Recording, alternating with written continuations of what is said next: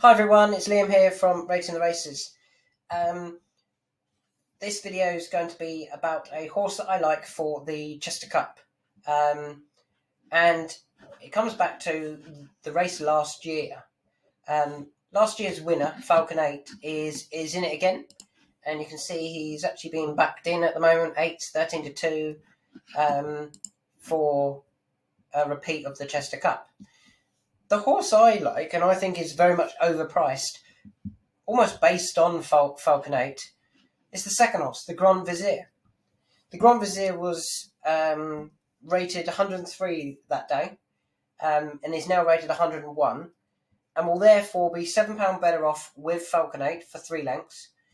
And I think they learnt afterwards how you need to ride the Grand Vizier. You need to just keep pushing, going forward, keep trying. I think he stays all of this 2 mile 2 and 140 yards and further.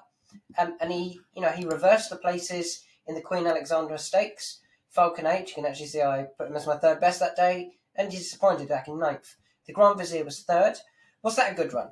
Well, Stratum is rated 112, and remember this was a level stakes race, level weights race. Sorry, Stratum was 112, and Calling the Wind is now 105, and he wasn't beaten far. The Grand Vizier, I think it was about a length and a bit by the front two.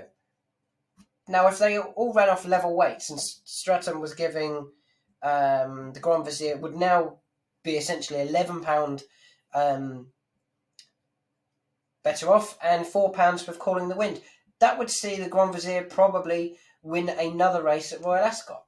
Okay, it's not a handicap, but the Chester Cup is a handicap. I'm just demonstrating that I think the Grand Vizier, his form has held up relatively well. He then finished second at Red Verdon in the Coral Marathon at Sandown. He then finished third behind Stradivarius and Spanish Mission. Obviously, Spanish Mission went off short price, or I think did he go off nearly favourite for the Melbourne Cup, beating Stratum. And recently, he's had the one run to get him fit.